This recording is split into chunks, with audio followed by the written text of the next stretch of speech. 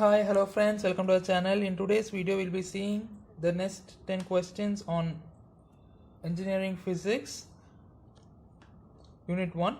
Question number 11. Stress can be given as a ratio of. Option number A is given as force by area. Option number B is given as area by force. Option number C is given as Newton per meter square. Option number D is given as both A and B. Option number A says force by area. The stress is the ratio of force by unit area. You can see in the option number C, you can see the unit of force is Newton, it is given as N, and area is denoted by meter square. So this ratio and this ratio and this ratio are the same. So stress can be given as the ratio of both A and C. So I am going with option number D, both A and C. Question number 12, the unit of stress is. The unit of stress is Newton per meter square. Newton per meter square can also be written as Newton into meter power minus 2. These two are of same sense. So I am going with option number C, that is both A and B.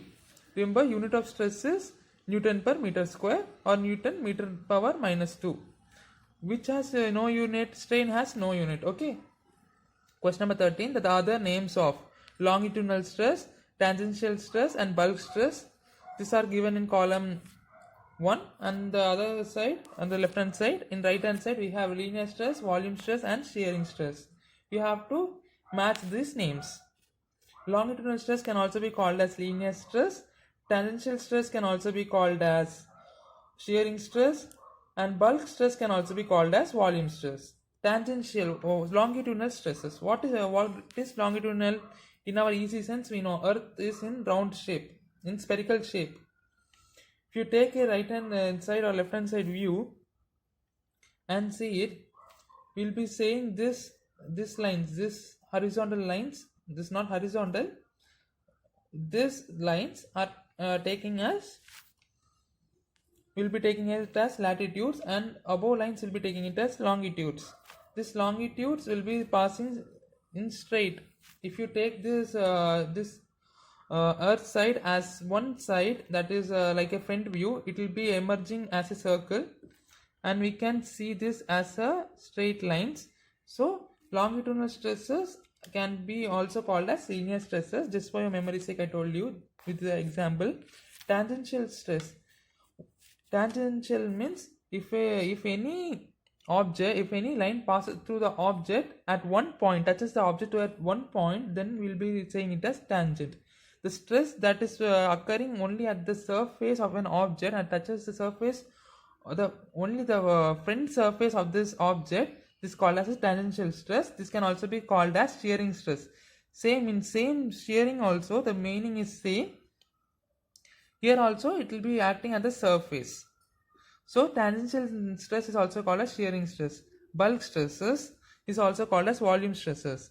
If you keep a square block in water, and the forces will be acting on all the sides, on all the three directions, x-axis, y-axis and z-axis, all be acting on the three axes, and it will be shrinking the object, and at one point of time it will be changed into a smaller object. If for example, if you are taking a wooden box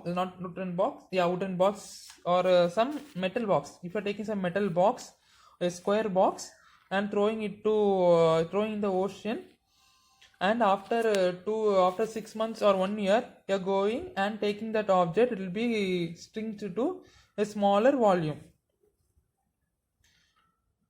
This is why, because here the forces will be acting on all the three directions, and this force will be called as hydrostatic force. Okay. Similarly, if in bulk stresses, the force will be acting on all the three axes, and it will change the volume. Hence we called bulk stresses as volume stresses, because there is change in volume. Question number 14, the change in dimension or shape of an object due to the deforming force result is. Option number A is given as stress, option number B is given as strain, option number C is given as elasticity, and option number D is given as malleability. The change in dimension or shape of an object due to deforming forces is called as strain. If there is any change in dimension or shape of the object due to the deforming force is called as strain. Okay, this can also be termed as deformations. Deformations means there is, if you are applying a force and there is change, that change is called as deformation. This is also called as strain. Okay.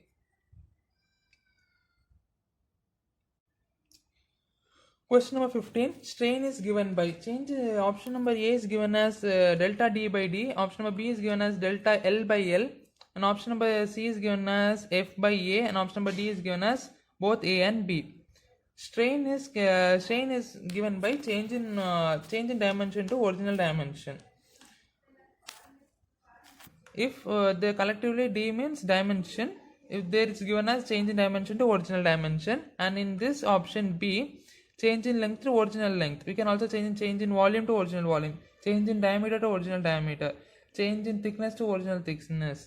That all will be coming under strain only. So option A and B are correct. So I am going with option number D, A and B.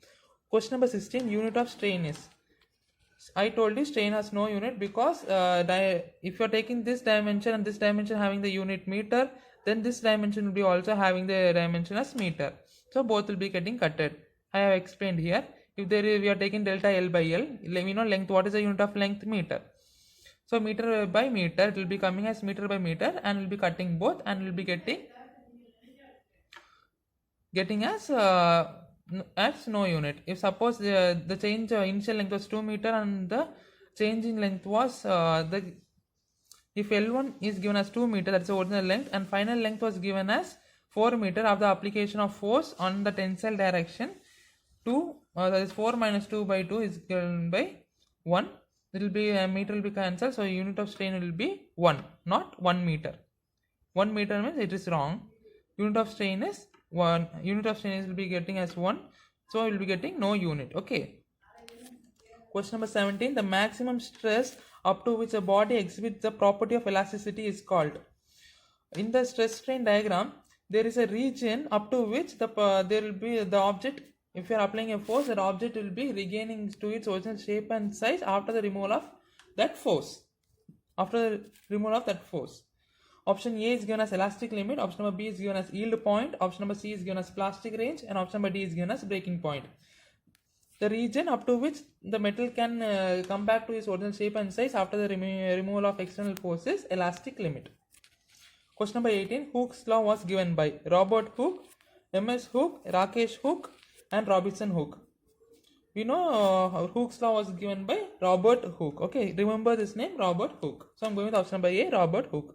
Question number 19. Within the elastic limit, stress in the body is directly proportional to the strain produced on it. This represents which law? Hooke's law. This represents Hooke's law. Within the elastic limit, Hooke's law says within the elastic limit, stress in a body is directly proportional to the strain produced on it. Represents a Hooke's law. Okay, that is, stress is directly proportional to strain, and it can be equating it with an modulus of elasticity or Young's modulus. Sigma is equal to capital E into epsilon.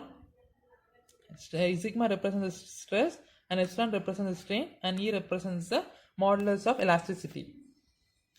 But in actual practice, stress is directly proportional to strain only till proportional limit. But Hooke's law states that stress within the elastic limit, till elastic limit, stress is directly proportional to strain. When you are taking this stress and strain experiment for a mild steel we are taking, because it's not brittle, we can get a plastic range also. So we'll be taking mild steel as an example. Till here to here, it will be getting, it will be O, PA, and after that we'll be getting like this only.